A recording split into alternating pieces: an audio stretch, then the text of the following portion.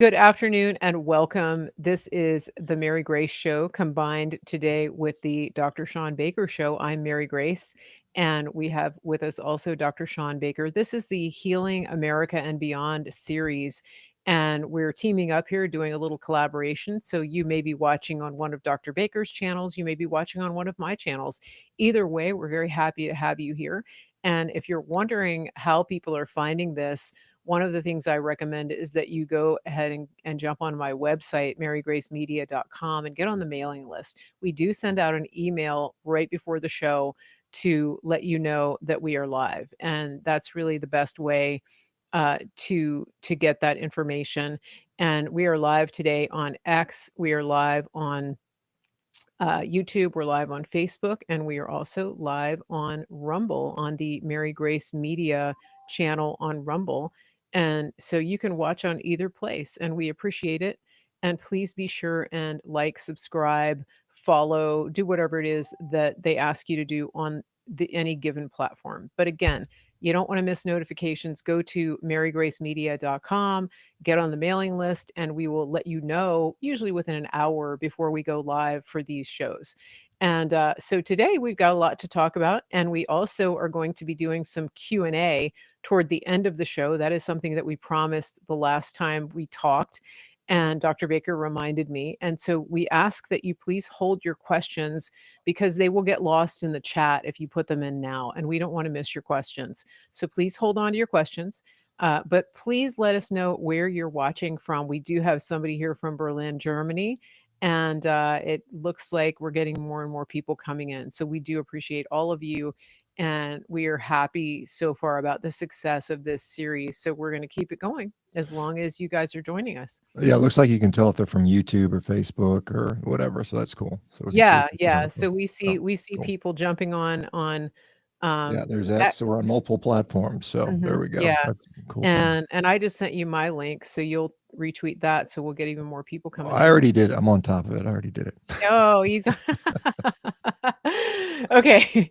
Excellent. It must be all that jumping you've been doing, all those like leap. What's your vertical leap now? What's your vertical So clearance? I think, because yesterday I dunked a little tennis ball on a 10-foot rim, and my standing reach is about 8'2". So that puts me at about 25, 26 inches right now, which is not bad, given the average Mhm. 58-year-old is probably around between 10 to 15 inches. So I'm probably close to double the normal person my age. So Okay. given that All I'm right. also 250 some pounds, which makes it harder still. So I'm pretty happy with that. Mhm. So I anyway, wonder what my standing reach is. I'm your 5 standing reach. Yeah, we'll just go up and reach up against the wall and put a tape measure up there and you can I'm see what five you do. five. I have pretty long arms. I never thought about that. Yeah, you Uh, probably can reach up around 7 feet, I would guess, something like that. Maybe 6 8 or something like that would be okay, my so I guess. I got a Yeah. ways to go before I can dunk.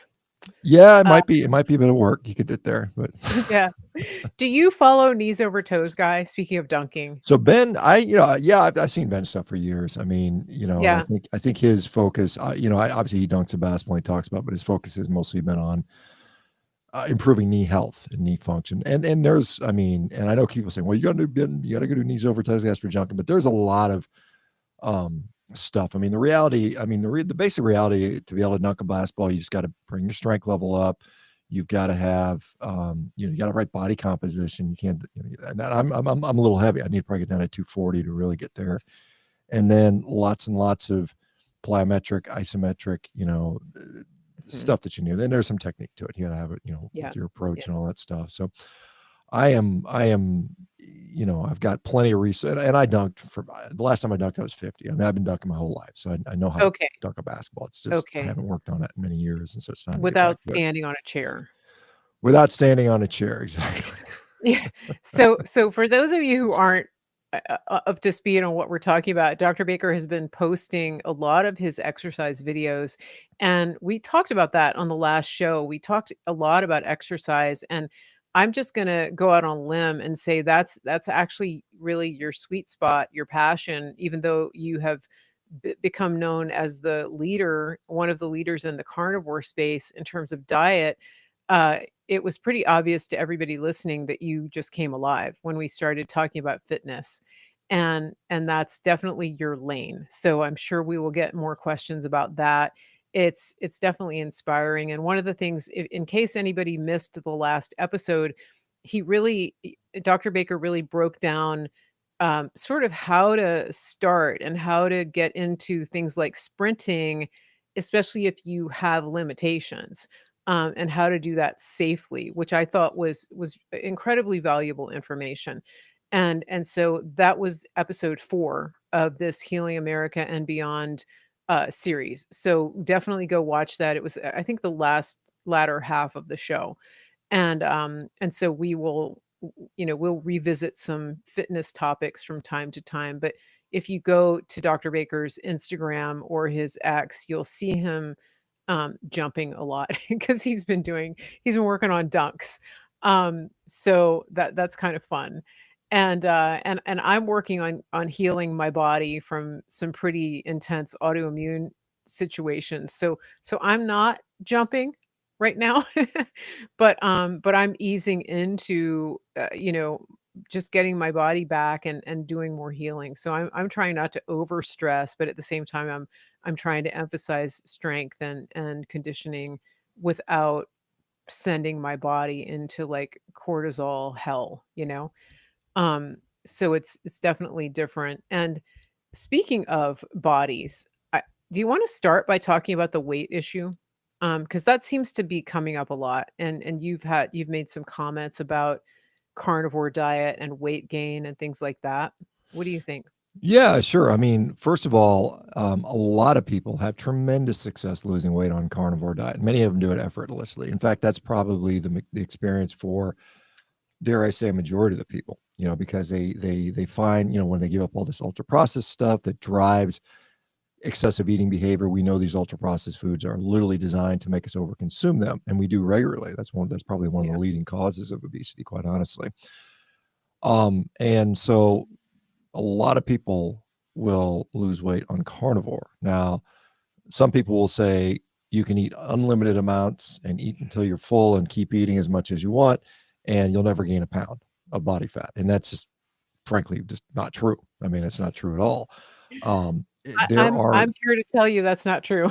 yeah, I mean, there's certainly people that will eat. I do think it is very challenging to get like ridiculously obese, morbidly obese doing this, because there's a point where you can only eat so much meat where you're just like, I can't eat anymore. But to say you can't gain 5, 10, 15, 20, 25 pounds of body fat by just stuffing your face with fatty meat all day, it would be a lie. I mean, I see people making those claims that, once you get to a point where you eat too much fat, you just can't absorb it, and it goes out and it goes out goes out. You just kind of waste it in the waste products, and that's not necessarily the case. I think my advice, and when I wrote the book, I talked about eating meat like it was your job, and I meant it in the sense that, in the beginning, you want to eat enough so you don't want this other stuff, and it's a strategy so that you don't want to eat cake and pizza and breads and pastas or things, cakes and candies and things like that might be problematic for you. But once you kind of get past that point, then over that period of time, whatever it is, 2, 3, 4 months, 5 months, 6 months, your body, figures out that we don't need this other stuff. We're no longer craving that. And it's reached this sort of equilibrium. And now you're kind of at this hormonally, the food is now the same. It's like there is a different hormonal impact when you're eating frosted flakes versus a ribeye steak. I mean, there's different Mhm. things that are occurring hormonally. But once, you're just eating steak or whatever the equivalent on a carnivore, a hamburger, whatever it might be, every day, day in and day out, the only way you're going to gain weight is to eat more. And the only way you're going to lose weight is typically to eat less. And I know there's people who say, well, I did this and this and it didn't happen that way. But in general, over time, I mean, there's always short-term adaptations. You can say, I went on vacation and I ate like a pig for a week and I lost weight. But I mean, but you think about, a lot, like I just got back from Spain and I ate damn near what I always eat and I lost a couple pounds. But I mean, I walk like 7, 8 miles a day, and you don't think about those things. And then the other thing that sometimes happens when you acutely eat more or acutely eat less, maybe your heart rate goes up, maybe your temperature goes up. And those are all, so this is the calories outside of the equation, which you have no control over. It's sort of Mhm. Mhm. automatic, voluntary things that happen.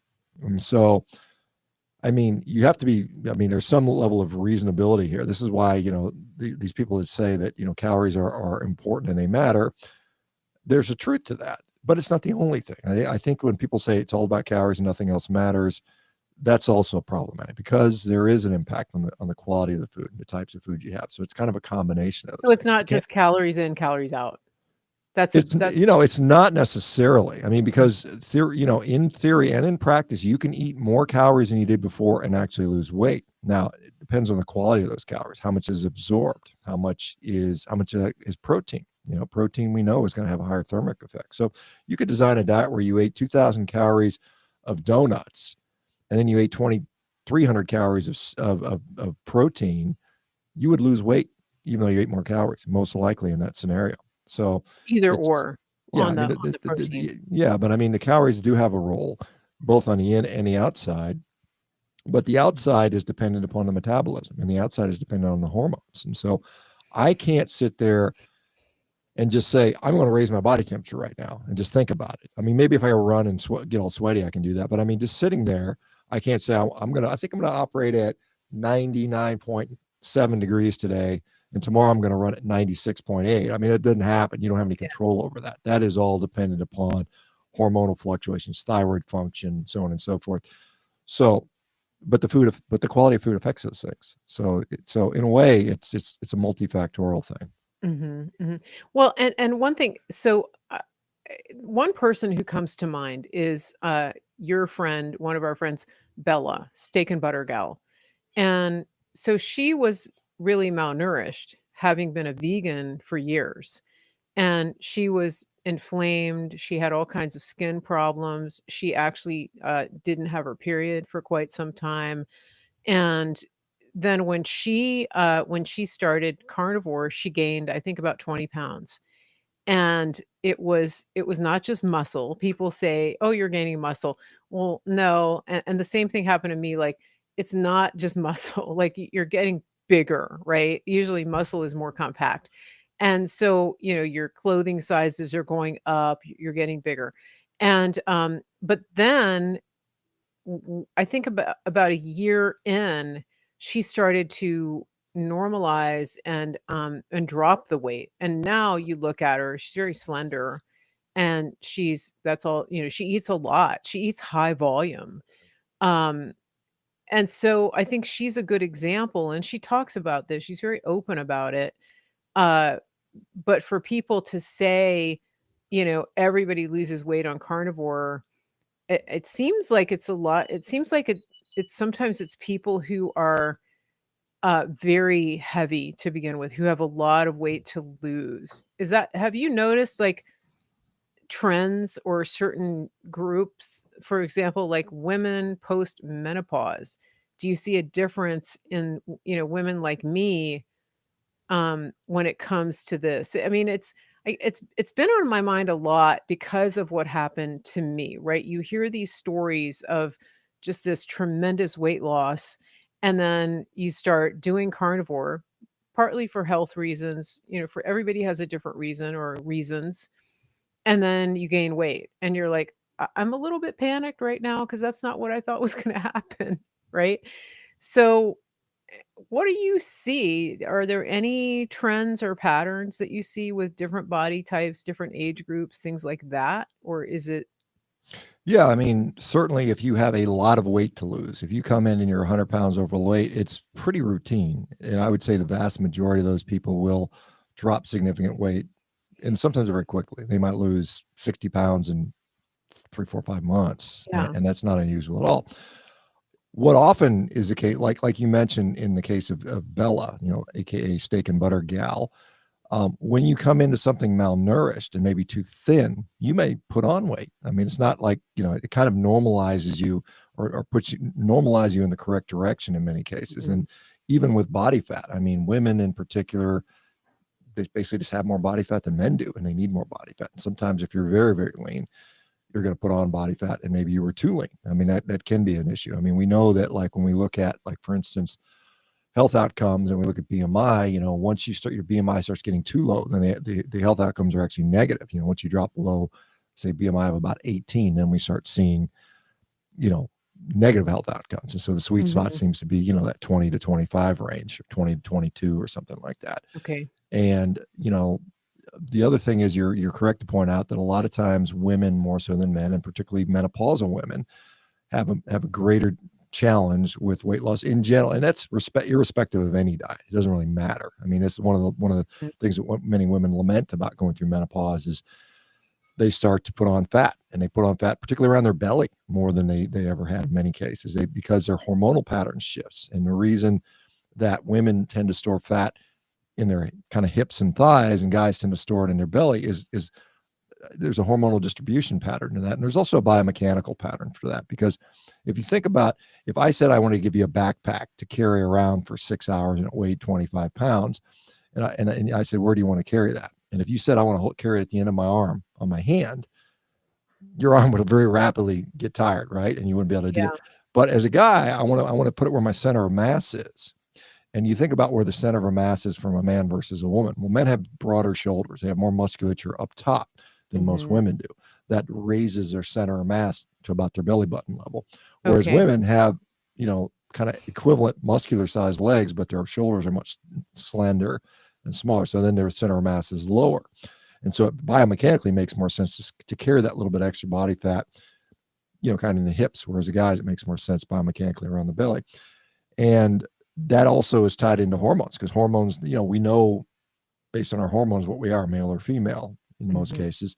And therefore the hormonal deposition leads to that. And so Okay. women, as a general rule, tend to, you know, carry a little bit more body fat. But then as they go through menopause, that shifts to more of a male pattern. You're less estrogen dominant, and you become more kind of like a man in many ways. And so the deposition of fat becomes more midline, more midsection. And so that is, you know, that's just the consequence of you know, going through menopause. And there's not much you can do. Well, you can go on. A lot of people would advocate for bioidentical hormones in menopause, and that seems to be efficacious for a lot of women. And that might have some impact there. But I think the general, you know, the general rules don't change that much, in Mhm. that, you know, still got to be active, you still got to exercise, still got to get good sleep, you still got to eat appropriately, appropriate amount, appropriate quality. And quality is incredibly Mhm. important. um, a lot of women will gravitate to a very higher fat version of carnivore, you know, for whatever reason. Yeah. Some people say it helps with their mood, it helps with their mental health, it makes them feel better.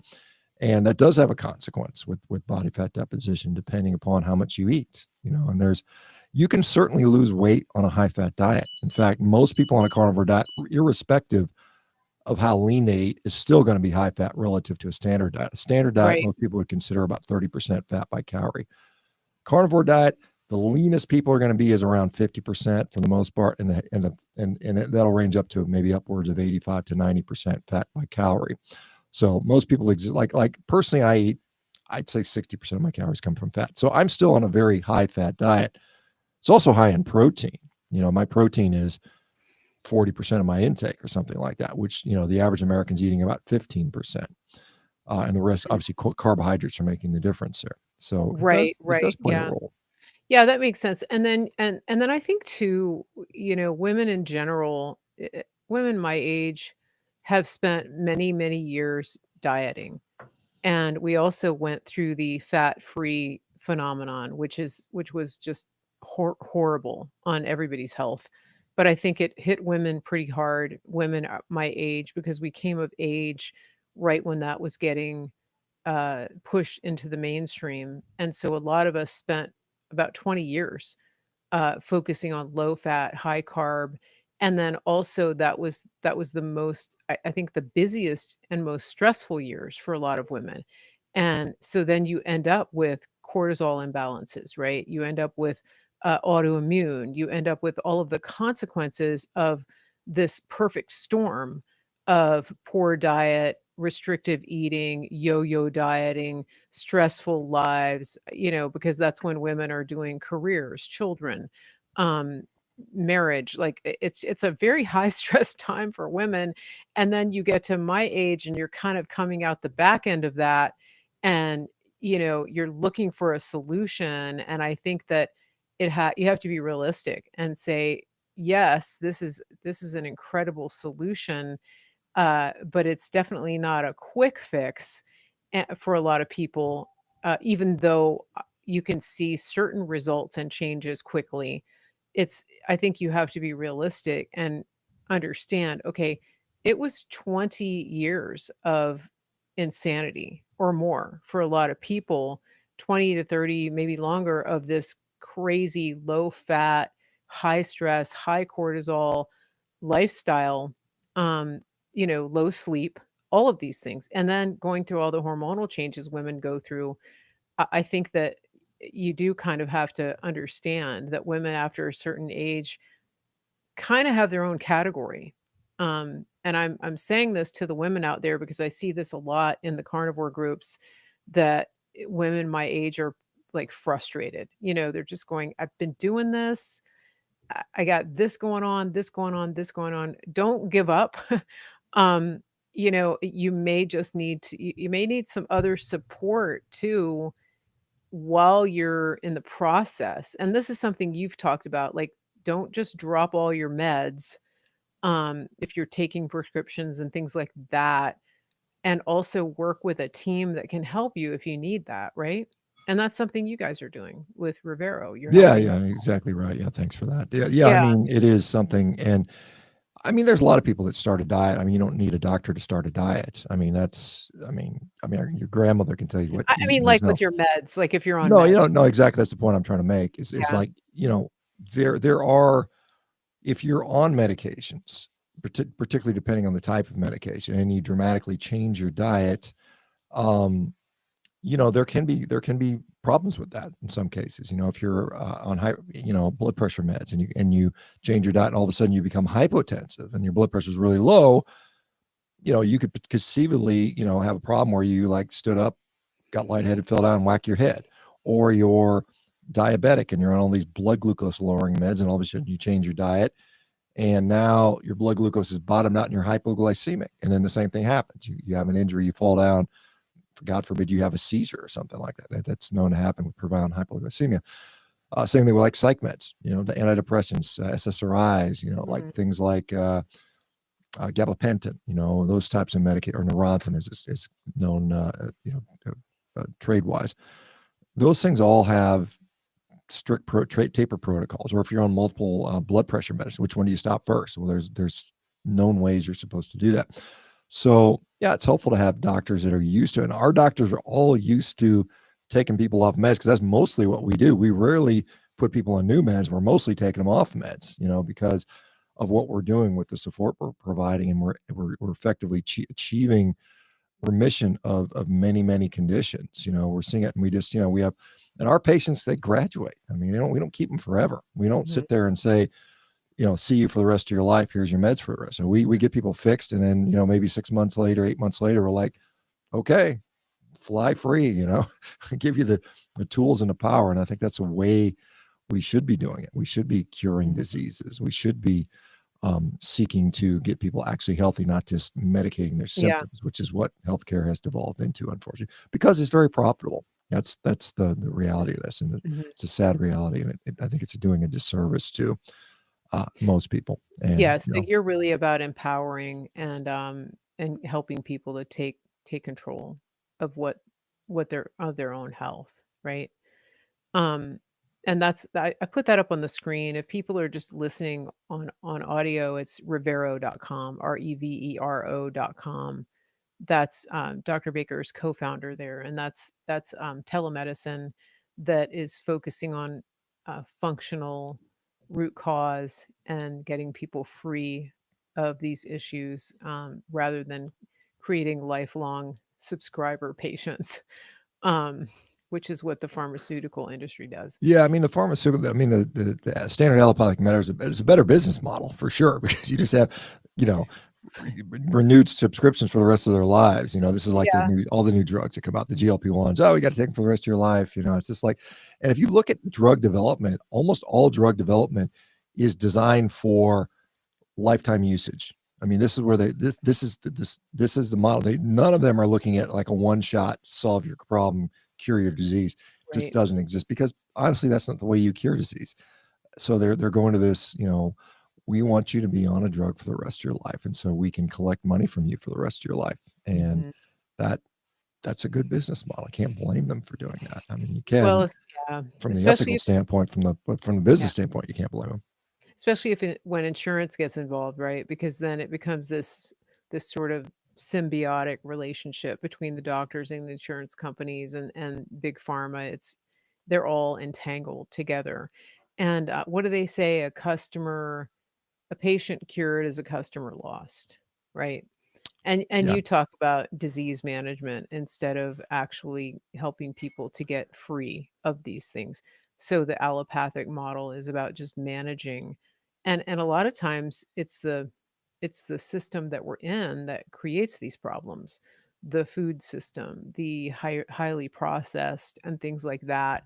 And so when people do go on a carnivore diet, you're eating single ingredient foods and that's valuable because you are taking out all of those cofactors that are contributing to the disease and so you're restricting in order to gain freedom because then you gain the understanding and the knowledge of what it is that's actually contributing to these problems, especially if you start to reintroduce foods.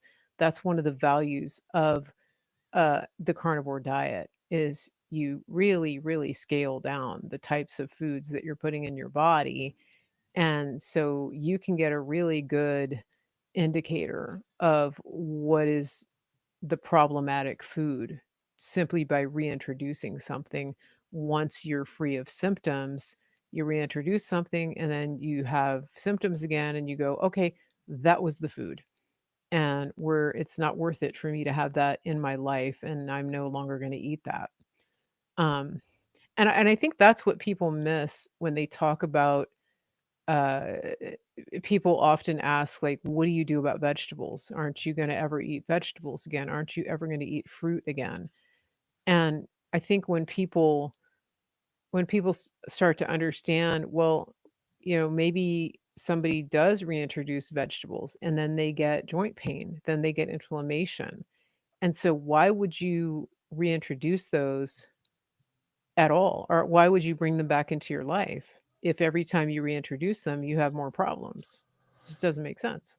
Yeah, I mean, unless you like them, you've got like some people. I don't really like vegetables. I never Yeah. did. When I was a kid, I always like, it's like, and it's, for a lot of kids, it's a chore. The parents are arguing, fighting with Yeah. the kids, making you sit at the table for 6 hours until you eat that stupid broccoli. That's how I felt about squash. Yeah, I mean, it's just like, yeah, it's like really slimy and just like not really. But then Just the there's of name. course the people that have this sort of inherent belief that these things are good for me. Everybody's told me, my grandmother told me, my mom told me that, the Yeah. doctors are telling me I should eat my veggies. And so you've got that psychological aspect in there. And I think that it's interesting. And I put a post about this the other day saying that, a lot of people will say, look at these carnivores, they have eating disorders, they're scared of vegetables. And the reality is, I don't think you can be scared of these things. I think, some people get a really bad reaction. They're like, no, thanks, I don't need that. But most people finally just stop, they lose a desire for that, Mhm. because you think about how could I ever give up, cake and ice cream and cookies and candies and all and pastas and breads and all these things I love and pizzas. But then you do it for a while and you're like, I just don't really want that. I mean, and then maybe occasionally you'll go out and have some, and you'll find out that it wasn't as good as I remember it. It was kind of like, eh, Mhm. I don't get that same sense of satisfaction that I do with a kind of a nice ribeye steak or something like that, for instance. It's just kind of and it's mind blowing to people that suffer from or have some level of food addiction, or maybe even they just take comfort from those foods. It's like, oh, I had a hard day, I'm going to order a pizza, and I just eat that, and I get this. Oh, for a minute, I get this nice sort of dopamine hit, which Mhm. is then replaced by stomach pain or whatever 2 hours later. And so Yeah. for them, it's they can't comprehend that, and it scares them to think that they might have to give up these comfort foods. And there's nobody telling you have to. I mean, you can do whatever you want. I'm not anybody's mom. I mean, do whatever the hell you want. I don't care. But Yeah. it's just it's one of those things where we have such a unfortunate food environment, that we've kind of traded our health for convenience, and that is all, by all accounts, that is, full steam ahead on that front. I mean, there's always every year there's this, the Wild West Food Expo. I mean, I don't know what the name of it is, but there's like, all the new foods come out every year. There's a big convention. Mhm. They meet out in LA Yeah, and they have all the newest foods. And it's like, look, we're going to make purple, purple food with that. I don't know, that glows in the dark and has yeah, 10 different flavor explosions or something. Yeah. It's just this constant need for novelty. And, but I look at like I've been breathing the same air, 70, whatever, 70% nitrogen, 21% oxygen, whatever it is, something like that. I think air is at sea level is about 21% oxygen. I don't sit there and go lament the fact that I want 14% oxygen. I want 19% oxygen a day. It's the same crap every yeah. day. And I don't even think about that. And if Mhm. somewhere were to invent like different airs, like you go to a different building and breathe different concentrations of air, and that could be the experience, people would want it all of a sudden. People would be demanding, how dare you force me to breathe the same air every day? I want that variety. But I mean, the reality is, as a human, as humans have evolved or lived historically, the food supply has been very, very narrow. It's only now in the last 10, 20, 30 years where we've got, you go to the grocery store and there's 12 different types of gummy bears. It's like, oh God, I don't even need one. I don't need any, but now there's 20 of them. So yeah, it's interesting. Yeah, it is, and I think I recently saw somebody talking about the carnivore diet, and this is somebody who had a number of life-changing medical improvements by going carnivore, and he said when he first thought about starting carnivore, it took him a while to embrace the idea, and then one day he realized this is he told himself, instead of saying, "I'm gonna change my whole life and completely change the way I eat forever," he told himself, I'm gonna do this for 30 days. I'm gonna eat this way for 30 days, and then I'm gonna reevaluate."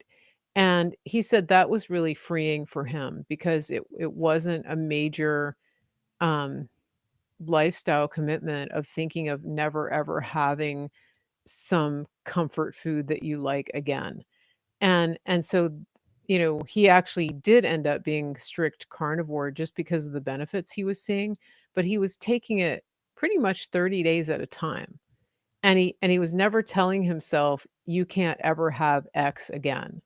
He was just telling himself, "Right now, I'm prioritizing this. I'm focusing on this because I am, focused on changing this part of my health, whether it's mental health, anxiety, uh, joint pain, those types of thing." He just kind of simplified the whole process of saying, "This is a concern.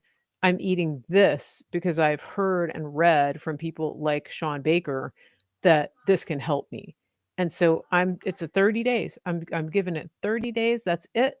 And then after 30 days, he saw such good results, he's like, "Okay, let's go another 30."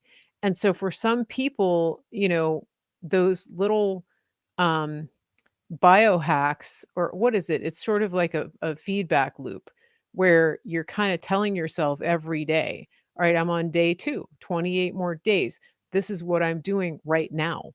And whatever it takes, biofeedback, right? Whatever it takes to get you there and to notice the changes, then you start to see the benefits. But for people who do have addictive behaviors, sometimes it's overwhelming to think about letting something go forever. It's big. It's a huge, overwhelming leap. And so maybe that's not the right message to give yourself in the immediate. It's just one day at a time. We're just going to let's try 30 days to make this change, to get the ultra processed out, get the artificial out, focus on like single ingredient animal foods. That's it, right? I think Yeah, I that's mean, it. it's there's some correlations for with regarding like alcoholism. I mean, you've got alcoholics that they go through AA and they abstain, and they just they just can't reintroduce. If they reintroduce, they relapse and have Mhm. problems. And there's certainly people like that with food. And so for some of those people, yeah, you can't have Oreo cookies anymore or whatever it might be. But I Right. mean, for the vast majority of people, it's just, you can change your relationship with food. And now you can still, like, I personally, I've been doing this 9 years. I will have a piece of cake every once in a while. I mean, it Mhm. might be once or twice a year, not enough to make much of a difference at all. But it doesn't. It's not a habit. I don't really want it. That maybe I'll do it like on a kid's birthday just to say, okay, I'm Mhm. celebrating your birthday with you. I'll make a exception to this. Right. But it's not something I do engage in very regularly at all. It's extremely rare at this point. And I used to not be that way. I was the guy that would, dessert after every dinner. It was like dinner and dessert. They went Really? together. They were just like, yeah, where's my piece of cake? Where's my something sweet?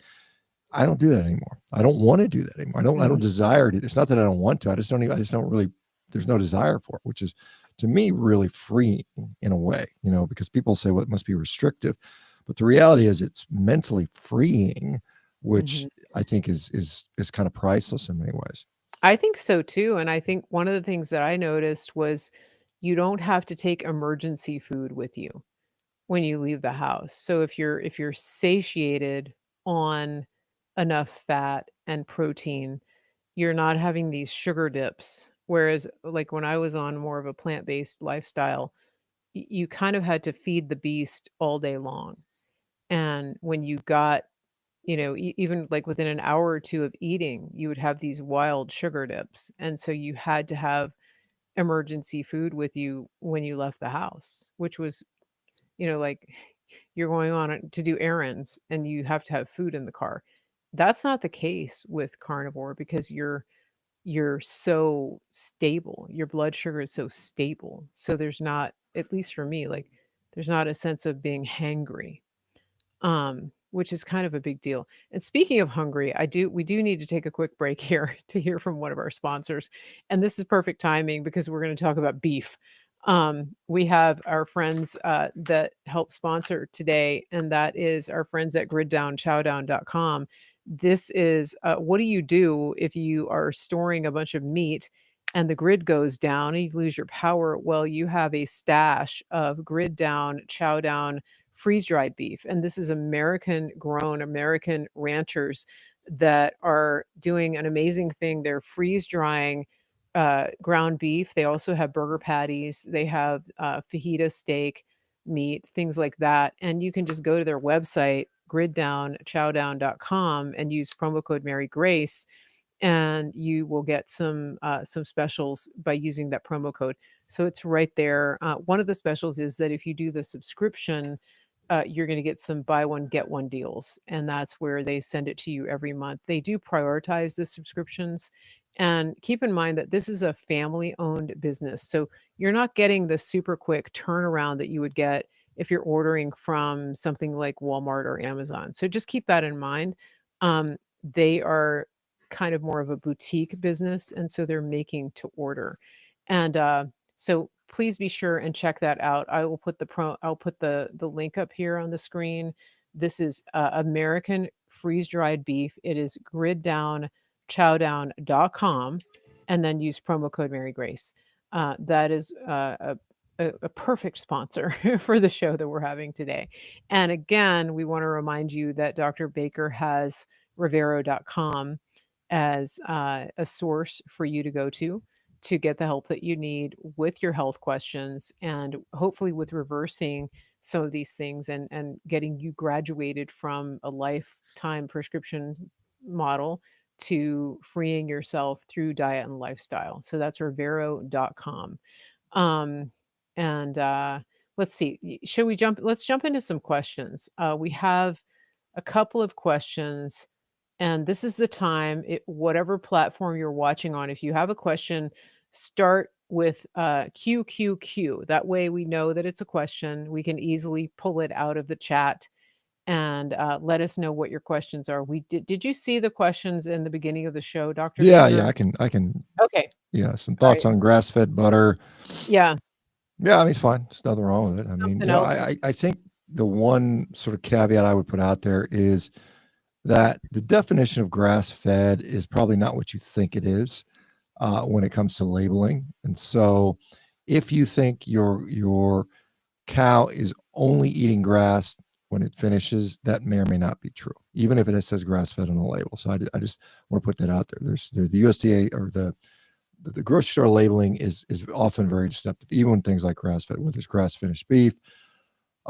So you know, just buyer beware, but it's fine. There's nothing wrong with it. I don't think there's anything wrong with other butter too, to be honest, for the most part. I mean, they're starting to mix some butters with some of these other weird oils. I'd be cautious on that, but standard regular butter, probably fine. Grass fed Mhm, butter, fine. Probably not that much difference between them, to be honest. mhm. Um, I've noticed with the spreadable butters, you really have to watch for oils. yeah, yeah, for sure. Yeah, it changes the consistency of it. There's a question about what about people who totally believe plant based is better? Um, Yeah, I mean, believe whatever you want. I mean, and again, I don't tell people to believe me. You should not believe, trust me or trust anyone implicitly.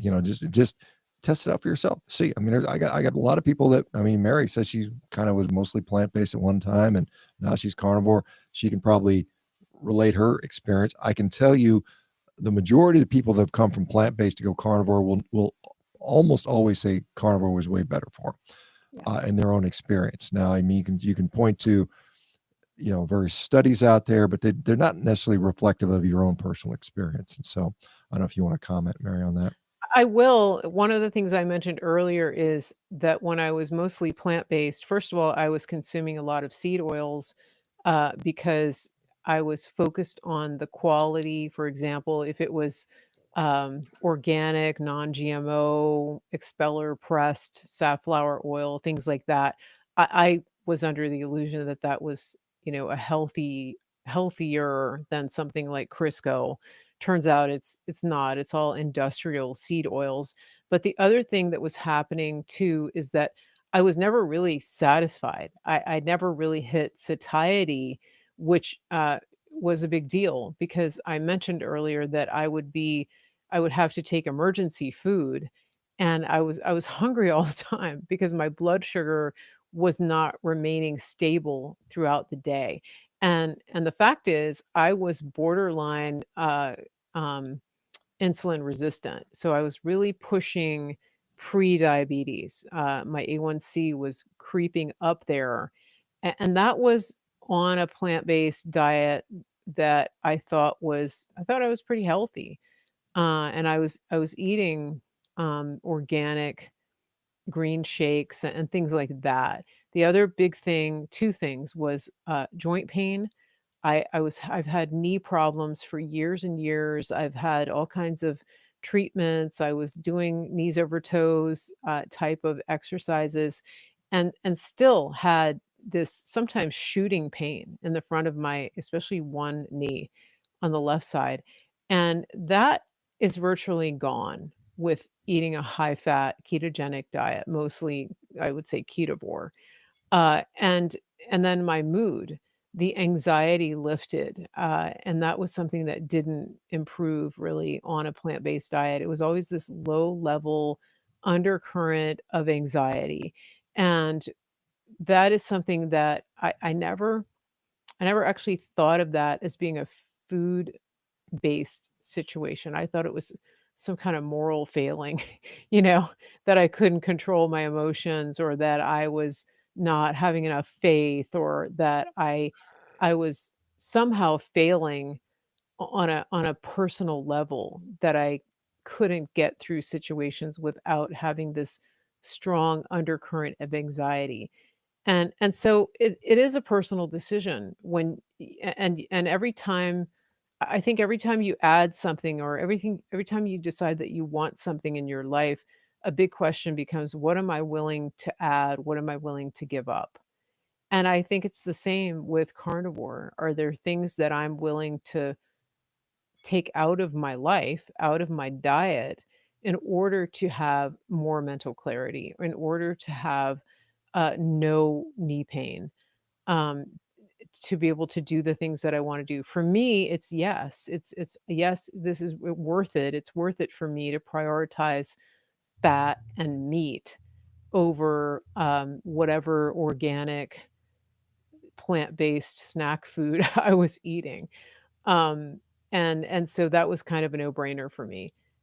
Again, it's a personal decision though, I think. And some people, they think no matter what happens, I just for different reasons, they don't want meat, they can't tolerate it, or they just feel like they can't. One thing I will tell you is that I didn't think that I could tolerate meat, especially after I had COVID, because that kind of wrecked my system and even my taste buds and my smell. But once I started to reintroduce meat, that intolerance or aversion went away. So if you have a meat aversion, don't just assume that it's forever. There could be something going on with you that is making it harder for you to be around meat or to consume it. But it wasn't a forever thing once I started. And I started back with just a lot of bacon. That made everything palatable for me, and now I hardly eat bacon. I eat almost only beef and eggs and tallow and some butter. Those are my go-to carnivore foods. That would not have been appealing to me right in the beginning. Yeah, it's interesting with bacon because a lot of people think, "Oh, you just eat all this bacon all the time," and it really does lose its appeal. At least I rarely eat. I mean, once in a while I'll have it, but I mean, it's like, Mhm. I mean, probably it represents less than, you know, 1% of my diet. Probably not even, a tenth of 1% of my diet, quite honestly. Um, so there's another question here about like somebody asking. This is what Texas Liberty, I think, says, asking about Yep. how long does it take to see significant weight loss. I don't know that there's an exact number I could give you. I tell people that are going to do the diet, 3 months is a good trial, right? To see if you're going to get a result of benefit. Now, that result may be better mood, better cognition, better joint pain, better, less inflammation, weight loss may be part of that. Some people, there's many people that honestly don't lose a lot of weight for significant periods of time. But they feel so much better that they're like, yeah, Mary's pointing herself, but they feel so much better. They're like, this is Yes. worth it to me, even though the weight loss isn't there. And I think that that's, when I wrote my book, The Carnivore Diet, specifically, I remember writing a section on weight loss because I didn't really focus on weight loss. There are many, many, many diets that can allow you to lose weight. Whether you can keep it off consistently over time is often a different story. You can go on the potato soup diet, you can go on the South Beach diet, you can go on the whatever, you guys all know there's plenty of diets out there. I think that, and you mentioned you walk a lot and you don't, do any strength training. I personally, I would just feel remiss not to mention this. I think that diet is incredibly important for weight loss. It's probably the most important variable, but it's not the only variable. And I think sleep is important. I think good sleep is incredibly important. And diet can impact your sleep, depending on what you eat and when you eat. Personally, I think eating late at night is a mistake for most people, particularly if it's a big meal. Um, there are, activity, like I said, if you're taking a lot of steps, it's good. You're not sedentary. I think things like, our relationship with the sun, how we interact with light is important. Um, you know, again, we shouldn't be, blasting our eyes with a bunch of blue light at night. But I mean, the thing with carnivore is some people, like I said, the weight just falls off, and there'll be people complaining that they can't eat enough. That his weight's just falling off. How do I keep the weight on? Conversely, there's people that say, Mhm. "Man, I went carnivore. I was strict as can be, and the weight just didn't move." And that's sometimes a harder group. I think that's when you start pulling some of these other levers, and then you need to realize that how much you eat does matter. It is not necessarily an all you can eat ribeye buffet by any means. For some people, it is, but for some Mhm. people, it's not. So I think you have to start playing with some of the other variables you can. Once you're carnivore and you're not eating carbohydrates, there's no more. You can't go any lower. That you can't go negative carbs. Zero is zero. Yeah. You can start playing with the protein and fat ratios. You can start playing with some of these other variables: sleep, exercise, strength training, which I think is wonderful. I think women should be strength training. I think just period. End of story. Stop. Don't care if you like it or not. Do it regardless. Find a way to make it enjoyable because it's going to have such a tremendous benefit to you. Now, it doesn't have to be you're in the gym deadlifting, but there are ways to get stronger. I mean, that that might be enjoyable, or at least not enjoyable. You know, and then, like I said, that becomes an incredibly effective, powerful tool. And, you you should certainly leverage it. Some people, I think, too, find that dairy can either put the weight on or prevent them from losing weight. So sometimes it's little tweaks like that, like if you're adding heavy cream or if you're eating a lot of cheese. So that's something to look at too.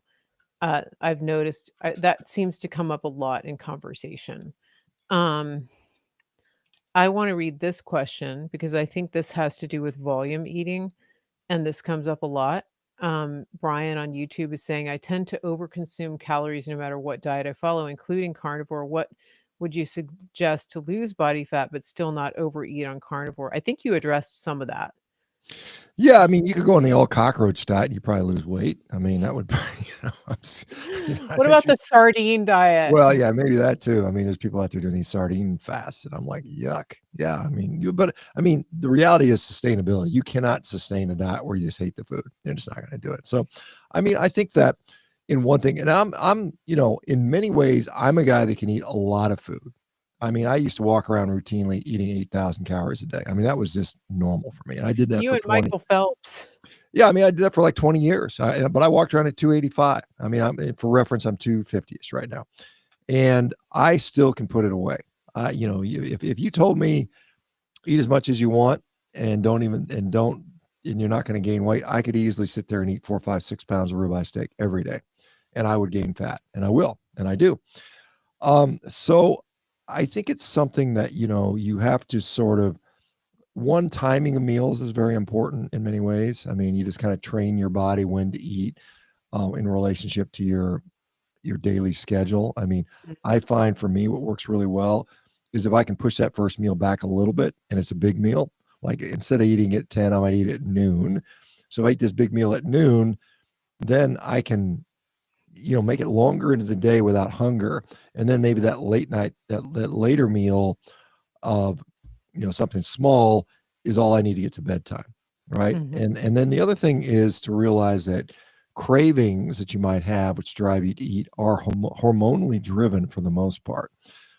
Particularly if you're overweight. If you're like emaciated, then you need to eat, right? There's like, yeah, you're starving to death. But if you're not starving to death, you got an extra body fat, you're clearly not going to starve anytime soon. So, it's just like I have this craving. Um, then it's like, what's your plan for those cravings? And most people will say, what do you mean? What's my plan? So if you fail to plan, then you plan to fail. I mean, that's really clear. So we Mhm. know these cravings are temporary. They're mediated by hormonal fluctuations, maybe 30, 45 minutes of craving. And then you get through past that, then often you're good. So let's say you have a craving at 7 p.m. and normally you go and you either maybe cook up another steak, or more often than not, people are eating ice cream and chocolate and things like that. Um, and then they feel crappy afterwards, right? That's always happens. You eat Mhm. it, you feel good in the moment. It's like you're like a kind of like a drug addict. You're like, "Rah," and then you go sit like, oh, I shouldn't have done that. Yeah. So if but I mean, the biggest sort of thing to know is these cravings are time limited. And if you can just say, like, I'm going to distract myself, I'm going to go for a walk, I'm going to go phone call, I'm going to, whatever, do something that's helpful. The other thing is just volume expansion of the gut fluid. Chug a bunch of water, your gut until you get uncomfortable.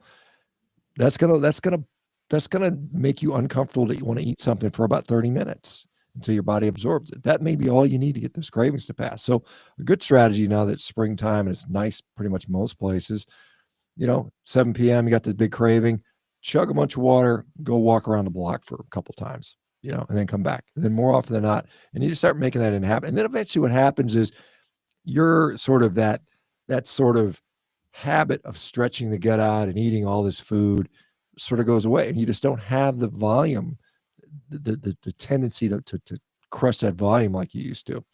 So those things are some techniques that might be helpful. One thing can I add to that? Because I think, for some people too, drinking a warm beverage helps. So like broth, bone broth with some sea salt added, that kind of can take the edge off of that hunger. And for people who are used to habitual ritual type eating, sometimes it's like a mindless thing. If that's something that you find that you need the stimulation, right? Because it gives you dopamine or whatever. It's like you're sort of replacing, like Dr. Baker's saying, you're changing your habit. But if you absolutely must have something in your hand and be putting something in your mouth, then it becomes just changing what it is. So instead of, sitting there mindlessly eating something out of a bag and putting it in your mouth, make a cup of broth with collagen in it, something like that, where you're still having that action, that a lot of volume eaters and overeaters are used to doing, but do it with something that, like Dr. Baker's saying, that happens to, still fill up your stomach, still give you that feeling of putting something in your mouth, but you're not actually adding 3,000 calories at a time, right? That becomes it's not negative, but a cup of broth is not nearly going to do to you what 3 or 4,000 calories worth of food is going to do. Um, yeah. So, what's next, Dr. Baker? Do you see Let's see. We got a question here. gastric sleeve? Do you see that one from Yeah, X? 10 years post gastric sleeve. How can I specify do a carnivore diet? So if you have a vertical gas, VSG vertical gastric sleeve, they've taken out, a significant portion of your stomach capacity. This is the kind of I think the most current version of bariatric surgery that's very popular, or at least over the last few years anyway. Maybe something's changed from that. So you got to dramatically decrease stomach capacity. And so by necessity, you're probably gonna have to eat smaller volumes. I mean, that's probably something you already know. You can certainly apply that to carnivore. Many people on carnivore diet will just eat twice a day. That's pretty typical. It's because they're just not hungry. In your case, depending on your size, eating twice a day, you probably starve to death because you can only get so much food in there. So you're probably going to have to eat, Mm, 4, 6 meals, small meals a day. I think I would be cautious around things like rendered fats, just because, if you eat a decent volume of rendered fat, which is kind of liquid pure fat, so think butter, think grease, bacon grease, hamburger grease, whatnot, that is going to probably overwhelm your capacity to absorb it, because it's not going to sit in your stomach very long. It's going to get dumped into the small intestine. It's going to overwhelm that absorption capacity. Same thing can be said for somebody who's missing a gallbladder or recently had a gallbladder out, or just isn't used to fat in general. I mean, the rendered fats can be more problematic. So I like whole unprocessed fats, so i.e. a steak, where it's, if you can afford it. I mean, not everybody can afford to eat steak, but in the capacity you can. If you can only eat ground beef, which is fine too. I mean, just don't overcook it so all the juice, so you have all this grease running around. It's kind of cook it to, like you're eating a burger patty, cook it medium. You don't necessarily cook it to, where it's all the juice. mm. You just want to get away from eating the fat by itself separate from the protein. And if you can keep the protein and the fat together, it's less likely to kind of, overwhelm your absorption capacity, because it's going to be absorbed more slowly. One thing I found with render, I was having trouble absorbing fat altogether, and I don't know if this applies with somebody that has a gastric sleeve, but when I started increasing my sea salt intake, that was a game changer for me, to be able to uh, process the higher fat with this type of eating. So my functional medicine doctor told me that, and I had tried digestive enzymes and it didn't really help. But the adding the sea salt, like I add about two about quar 2/3 of a teaspoon a day, which doesn't seem like a lot, but when you measure it out, you realize you're not actually adding that. If you're not eating processed foods, the salt is not there, so you actually have to be a little more intentional about adding it. But that was for me. Some people who are on carnivore don't even add any salt, but that's because I just have other issues. I have autoimmune and gut issues and things like that. So that was a big help to get me over that hurdle. Uh, what about do you want to talk about the methylene blue, or is that a little bit off topic? I know that's that's something that I have commented on before, and I know there's a lot of advocates for that, and I know RFK has supposedly been using it, and they say that it has, these impacts on mental acuity, and revs up your mitochondrial system and so on and so forth. Mhm. And I think and there's a guy named Chris Masterjohn who is a quite a prolific writer on Twitter who had a very nice post on methylene blue, and he talks about that the efficacy to that is probably limited to a few scenarios, stressful scenarios where it might be beneficial in a specific setting, like trying to hold your breath really long underwater, or maybe you're on a plane and you have a reduced, you know, different reasons for this. And beyond that, and some of the claims being made around that are just hyperbole and the typical supplement sales job, you know, type of stuff. I've never used it, to be honest. I probably never will.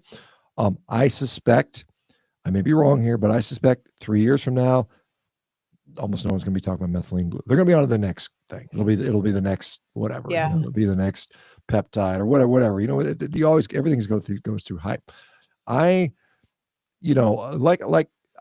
but I'll be transparent with my bias. My bias is most supplements are a waste of money.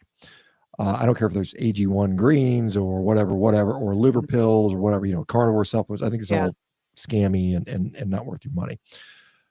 There are a few that have come along that have stayed and they've proven the test of time. One would be things like creatine. Creatine's been around for, now almost 35 years. I think people have been using it primarily initially as an athletic ergogenic type thing. I used it when it first came out, back in the early 90s. I remember using it. And my bench press went up I was bench pressing 225 for, 18, 19 reps, and I was able to get it to 23, 24 reps by using creatine. It does have an effect. It's had thousands and thousands of clinical trials on it and have shown repeatedly that it's efficacious. Now it's Mhm. being Mhm. bandied about in high doses for things like brain health and cardiovascular health. And and again, I don't take creatine. I eat a lot of creatine because I'm eating, 3 pounds of red meat a day. So I find it to Right. be less compelling for me to do that. But I mean, I think some of these things, I just I try to say, okay, let's just see what happens in a few years. And I mean, I don't know, unless it's an emergency that you feel like, and a lot of people feel this way. Oh, this new guy's talking about this great thing. I better get on there and get this. You've got this FOMO, fear of missing out type of thing going on.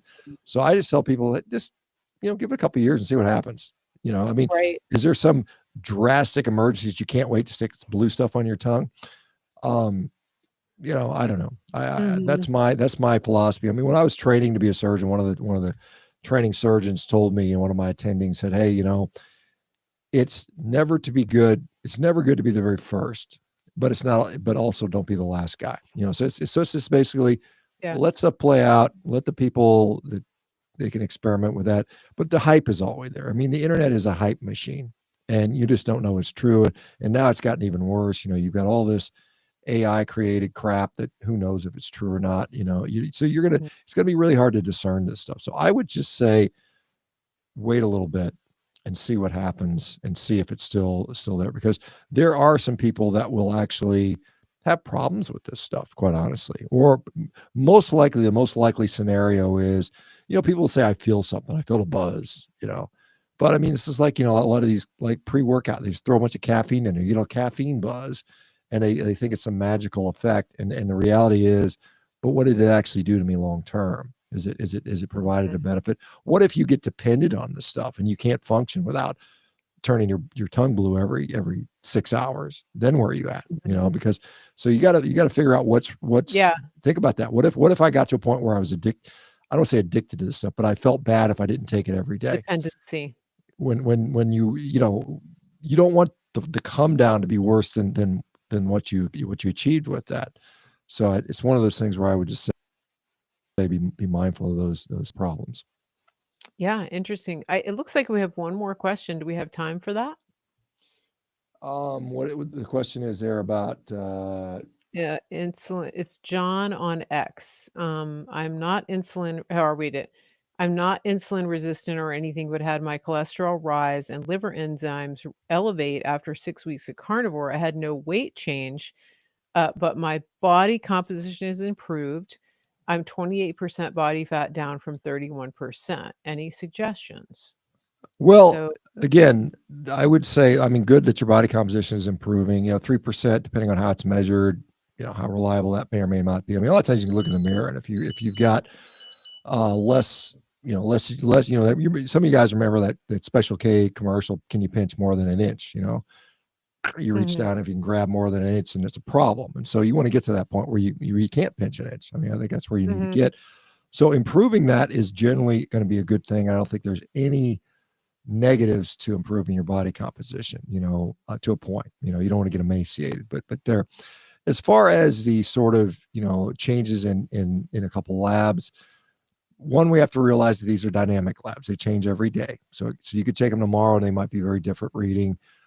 You have to realize that, particularly in a transition phase, if you say I'm at 28% body fat and I need to get down to say 15%, I think that's a pretty reasonable target for a man. Um, I don't know that it helps to do a bunch of labs during that process. I think because things are flux, there's a lot of flux going on. There's a lot of lack of homeostasis going on. Um, like for instance, liver enzymes, they can bump from exercise. I mean, literally a hard workout can bump your liver enzymes for a week. mm, And so I think you just have to put these things into context. And I would say that if I were to say what is one thing I would measure, I would just measure your waist to height ratio. And you just take your height in inches and you subtract and you divide it by your waist, or you actually, you take your waist in inches and divide it by your height, and that number should be um less than half. It should be less than 50%, closer to maybe 46%. That would be considered optimal.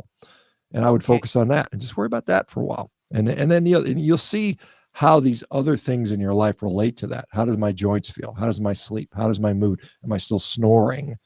How's my libido? How's my digestion? How's my mental clarity? How's my skin? All those types of things should improve just on that metric alone. So, I mean, when we get distracted with these numbers that fluctuate, I've had my cholesterol vary 200 points in less than 24 hours. So it's like, well, which one is real? Which is the one I should worry about? Mm, I don't know. interesting. I mean, it's so I tend to Yeah. focus on the more chronic things. And then just in general, I know we didn't get to talk much about cholesterol today, but I think my sort of belief around cholesterol is that it is not something we can ignore just because we're on a low carb, keto, or carnivore diet.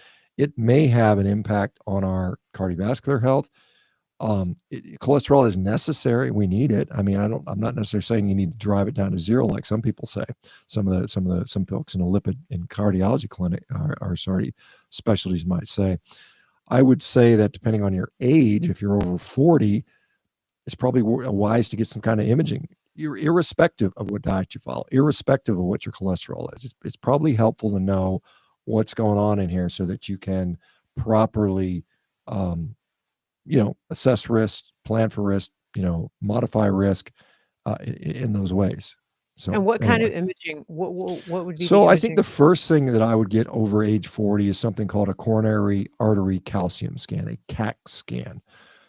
It can be done most often without a physician, in the US at least. You don't need a doctor to order it. You can order it yourself online. It usually costs somewhere in the neighborhood of $100 to $200. And you get it one time, get a baseline, know where you're at, and then it's something you can follow up with. Maybe get it again 5 years later or 3 years later or something like that. So you can get an idea of what's going on. That's a good place to start. And there's more advanced imagings, which are more invasive and more costly, which some people might benefit from as well.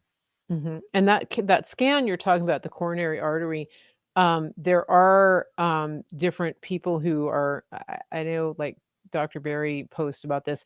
There's ways to get these types of scans and order them even if your primary care doctor doesn't do it.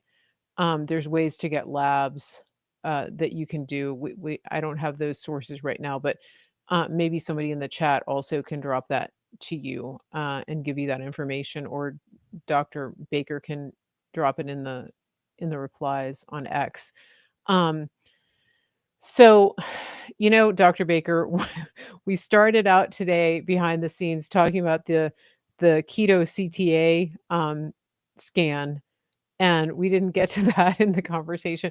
Do you want to touch on that really quickly, or you want to bring it back around next time we? Yeah, I mean, Uh, I think we maybe more, and I think we'll have more details next time because there's a okay, lot of back and forth and flux, and there's thought of the paper that was put out is not the actual paper, and so okay. so I think it might serve us better to wait another couple weeks to see what transpires with that. Okay, all right. So we'll put a pin in that. And we appreciate everybody being here. We're actually a little over time today, and we had some great questions. So it's always good. I think people really get a lot of benefit from hearing the questions and also the answers from somebody with the depth of knowledge and understanding of Dr. Baker. And then you get my opinion and my personal life experience thrown in, and hopefully that helps as well.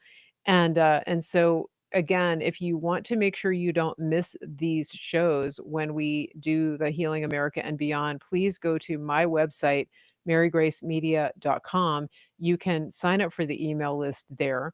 Also, remember to support our sponsors. We have griddownchowdown.com, promo code Mary Grace. That is freeze dried, American grown, grass fed, grass finished beef. Tremendous resource, whether you like to prep or you just like the convenience of having something that doesn't need any refrigeration or freezing. It's not jerky, it's freeze dried beef. And then I wanted to mention too, Dr. Baker's book, The Carnivore Diet, is available through this link here on Amazon. And it also is available on Audible. And you can go here, scan the code here, and get a free trial on Audible. And then you can go and download his book and listen to it on Audible. And that way, when you're getting your steps in, you can actually listen and accomplish two things at once. So that's a great way to be active and then be feeding your brain and understanding more about how to transition into this way of eating if that's something that you're exploring, or maybe just get a primer and an update on the things that you already know. So that's a great resource. It's right here on the screen. Be sure and scan that. Is there anything else you want to add, Dr. Baker, to today's conversation? Uh, yeah, well, no, I mean, not too much. I mean, I think you've done a great job summarizing it. I think that hopefully, as we get farther, I'm happy to always answer questions, and I'm, like I said, I don't. It's harder for me to answer questions on social media just because it's so enormous. I mean, it's I've got close to 2 million followers across all accounts, so I can't, so I try to avail myself with meetings. And like, for instance, in Rivero, I mean, all of our patients, I meet with them every week, and they can ask me anything they want. And so, and I've got other places where I do lives and things like that. So I like doing it in this format because, one, I don't like to type a bunch of stuff. I mean, it's just, I'd rather just tell the answer and talk rather than have to spend all my day typing stuff, because I just don't enjoy that very much. That's what voice text is for, Dr. Baker. Um, Yeah, but then I find I have to go back and correct it, and you go I in there because know. it makes errors. I used to dictate my operative reports and my clinical notes, and I'd read them, and they were like, "What the hell did they just type?" And it was just like stuff that was nonsensical. So you didn't have to go back in there and it ended up being more trouble than is worse sometimes. But maybe it's getting better. Yeah. We do have a thank you from, Rumble. The person who had the question about methylene blue said for him or her, I'm not sure, it said, "It has helped me get off antidepressants and I have Yeah. more energy, etcetera. I heard about it a long time before I tried it." So, different anecdotal, input, and I think, like, I've heard a lot of people who do the carnivore diet say, "I got off antidepressants." So, that's why we have options too. Yeah, I mean, it's and again, I like I say, time will tell on these types of things, Yeah. and I think that a lot of people, once they start realizing that it's within their own power to affect these things, they do a whole bunch of things. And Mhm. and so that's where it's like, well, I started this and I did that and this and changed my diet and slept more and blah blah blah. And then I got better. And then you Mm. just don't know what to Yeah. credit for. But it could be. It could be that Yeah. everything else was exactly the same. And I tell people, if you try a supplement, you should try it objectively, see what it does for you, stop it, try it again, stop it, try it again. If you get like Mm. three in a row and it's conclusively, objectively better every time, then it makes sense to utilize. And then hopefully these things are things that are, not chronic for the rest of your life type thing. Because I would hate to say I'd have to take some drug the rest of my life, or whatever Mhm. it might be, or Yeah. supplement even. Yeah. Yeah, for sure, yeah, and that, yeah, it's interesting. So again, thank you everybody for being here. It is, uh a good the weather's getting good. I wanted to encourage everybody, as always, get outside, touch some grass, try to put down your phone, get away from the social media and all the electronics as much as you can. Especially for Christians, this is a special weekend. It's Holy Week coming into Easter. And so it really is a good time to reflect. If you're thinking about making changes in your life, if you're just, wanting to be more reflective, it's springtime. Just get outside and don't stress. Just like minimize some of the stress in your life and enjoy the moment that you're in. For some people, that's the first step to making changes in your health, is just, take a load off mentally, touch some grass, look at the sky, and put down the electronics and reflect on what's good in your life and the gifts that we've been given. So, I thank everybody for being here. Thank you, Dr. Baker, for your tremendous contribution and for your time and all of the great input that you give us here and for being present with this conversation. I really do appreciate it. And this has been Healing America and Beyond, episode 5 out of a series that we'll be doing together with the Mary Grace Show and the Dr. Shawn Baker Show. We will see you back here soon. And everybody have a great day. If you do want to contact us, you can go to info@marygracemedia.com, especially if you have some questions or maybe suggestions for things that you want to see us discuss on the show. We will be back here soon. Everybody, have a great day. Take care.